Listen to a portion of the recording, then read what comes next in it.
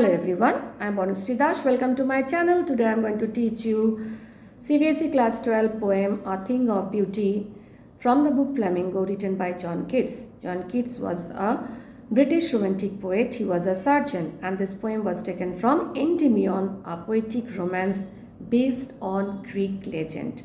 The poem is about a young shepherd named Endymion used to live in Mount Latmos, and he was mesmerized by seeing the beauty of moon goddess.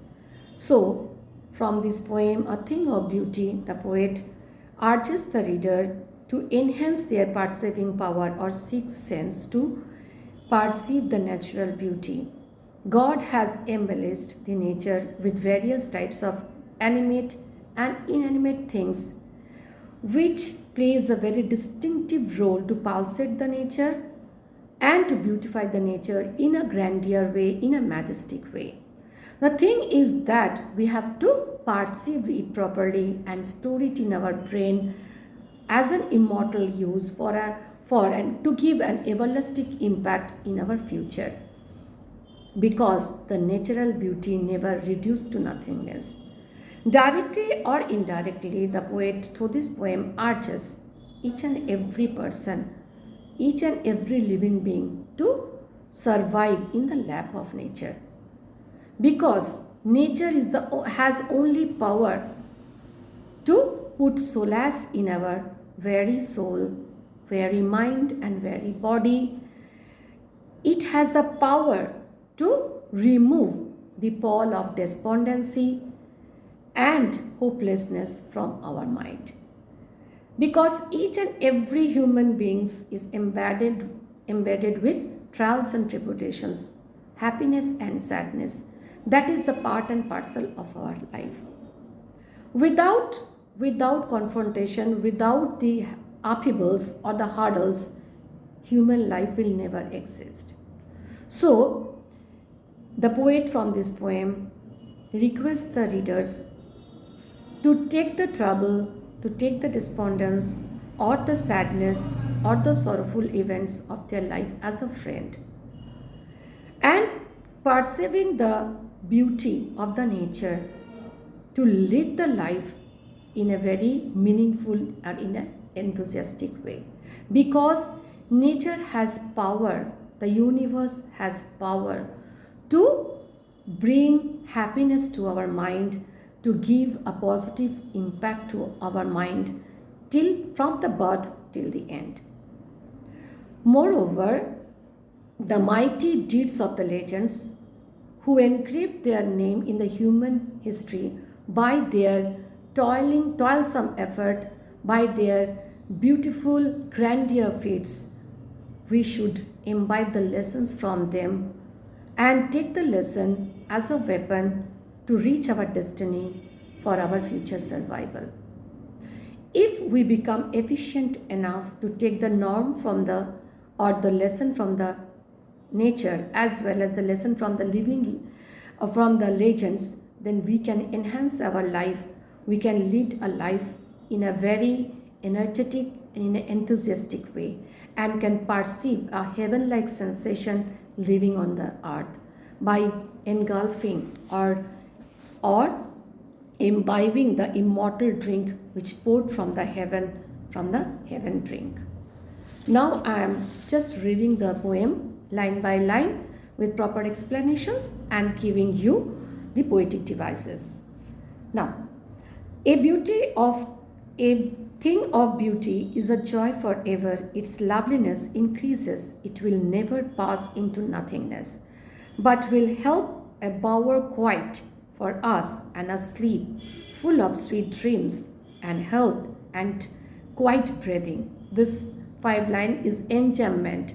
Enjambment is a poetic device written in a single sentence and end up with a full stop.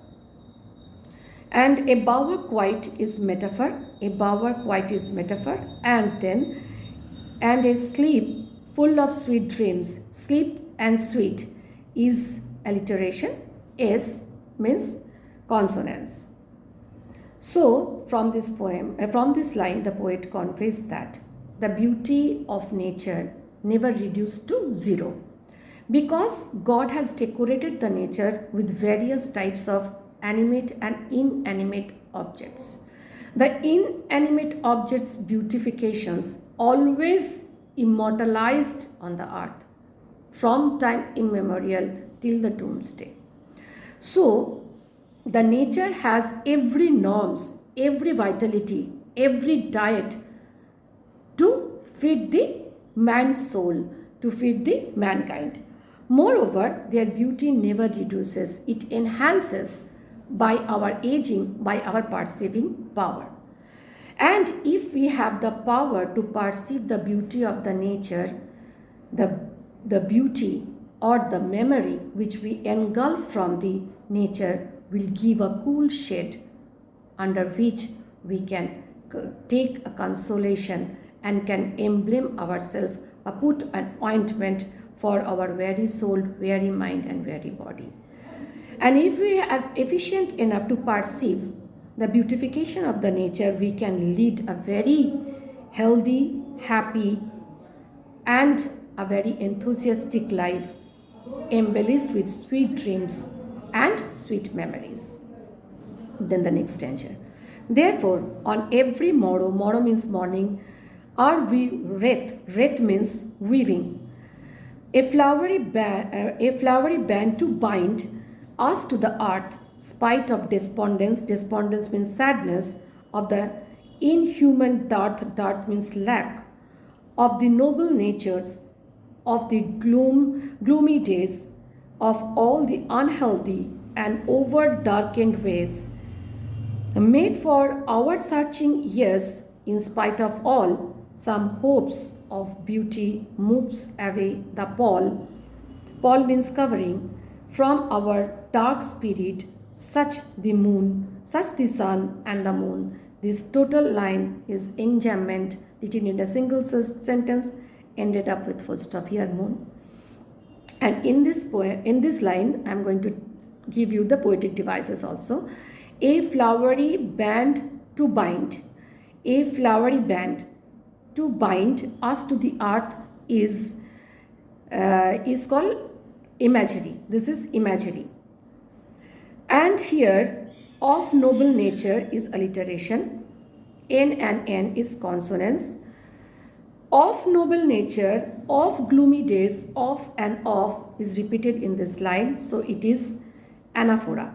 This is anaphora, means repetition of the word. Anaphora. And then comes this means each and every day from the morning till the night we interweave ourselves with the nature. That means each and every day in our life is like a flowery wreath, means flowery band or a garland that we interweave with the nature from morning till the night in our lifetime. That means each and every day is like a flower in our garland. And this beautification of the nature has a power to move our pall of darkness, our sad moments or the weary days. That has the power to remove all our languidness, all our fatigueness, all our tiredness, because this is the nature has the only power to put emollients or the ointment to our very soul. So this is a noble nature has a power to remove our gloomy days and to inject us with happiness. From our darkness, from the sun, from the moon, we can get the vitality and norms. That means sun is there always unconditionally provide us warmthness, provide us liveliness, and the moon is also gives us a cool shade to our brain, mind and soul. Trees old and young sprouting a shady boon for simple sheep, and such are daffodils with green world they live in and the clear rills. This is enjambment. Up to the rills, this is enjambment. So the poet here conveys that trees old and young old and young is a poetic device called antithesis. Two opposite words sit together to give a positive meaning. The poet here conveys that there are various types of trees, small trees, big trees, young trees, old trees. They are ready to give the steady boon to our life for our proper survival. There are daffodils on the sheep, the most timid animal, that is sheep. There are daffodils. There are green world, means greenery, the earth covered with various types of trees, and each tree from the weed and other trees that gives an essential thing to the nature play a distinctive role to beautify the nature along with the clear rails. So each animate and inanimate thing always in the ecosystem play a role to help each other for the survival, to keep the nature an everlasting impact of joy and happiness. There are some, so here is a trees old and young sprouting a shady boon. Sprouting a shady boon is an alliteration. Sprouting a shady boon is an alliteration. S and S is as consonants. Trees old and young sprouting a shady boon is total imagery. Then comes here a simple sheep and such a daffodils with a green world they live in and clear rills is also imagery. And sheep means a humble creature, means humble animal.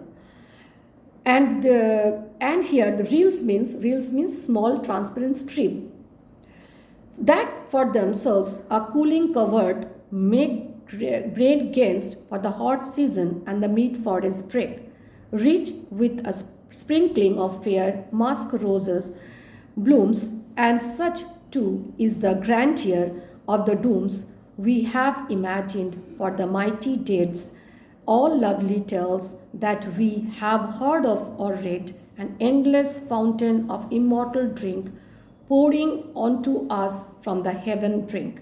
This total lines are enjambment from that for something that for themselves are coolly covered to pouring onto us for the heaven brink is enjambment, and cooling covered is alliteration. C and C is consonants. Reach with a sprinkling of fair musk rose boons is imagery, and endless fountain of immortal drink is metaphor. We have heard or read. Have heard is alliteration. Age and age is consonants. So from these lines the poet conveys that the reel, which is flowing clearly, has a function to perform in the nature. That means each and every animate and inanimate things in the nature has a particular function that deemed by the god to perform on the earth. This clear reels gives a cooling covered, means cooling coverings to the nature, and in the hot seasons it gives a cooling sensation also, and this plays a very important role to make the nature a lively one. In the midst of the forest, in the forest break means thickest, forest break means thickest, the rich and the sparkling of fair musk roses, musk means a beautiful smelling, musky smell means beautiful smell, rose also bloom only by the help of this break or this stream, because this stream always perform the duty to sprinkle water to them to make them fresh and lively and for the proper survival, so that they can survive properly on the nature to beautify the nature.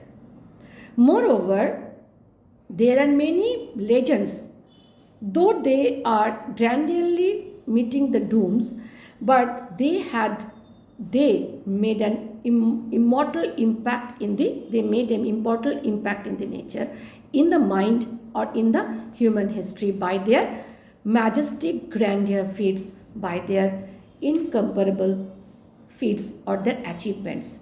And this, if we can take them as our model role or the archetype, then we can enhance our life by following their path to reach our destiny, to fulfill our aspirations.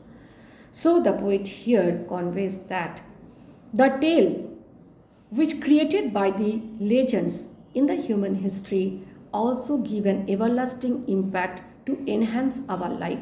Just we have to do to take the norms from them, to take their formula from them for our future survival, to enhance our life, to follow their path, to reach our destiny, to make our life a meaningful one, a successful one. And if we are efficient enough to take the norm from the living from that legends, from their feats, from their achievements, and also take the beautification of the nature to bring solace to our very soul, and if we are efficient enough to use the natural beauty for our enhancement of our mood, for our enhancement of our life, and also take the lessons from the nature as well as from the legends, then our life will be a easygoing one. Then surviving on the earth, we can feel the heaven-like sensation, and we can drink the immortal drink which pours from the heaven brink. That means God is always there. The Almighty, the higher power, the universe is always there to sprinkle us the energy, to sprinkle us the positive vibe, to sprinkle us our needs, to fulfill our needs. But we have to enhance our skill to perceive it, to grab it, and put it in our soul, in our mind, so that we can get an everlasting impact from the natural beauty or the God's gift. So nature is God's gifted things. The nature is God's lab or God's gift. So if we have the power to study the nature properly and can sleep in the nature's lab properly, survive in the nature's lab properly, we will be efficient in our life to become to make our life a meaningful one, a very meaningful one, enthusiastic one, and we can surely reach our target in a progressive way, in a beautiful way, in a grandeur way. This is all about the lesson today. And if you like my teaching, please subscribe my channel. Till the next video, stay blessed, stay happy. Thank you. The important questions of Thing of Beauty is justification of the title. Second question will be, what does the poet wants to convey from this poem, The Things of Beauty? Third question will be, what role does the beautiful things play in our mind from the nature? And the last question will be, what is the source of endless fountain and its effect?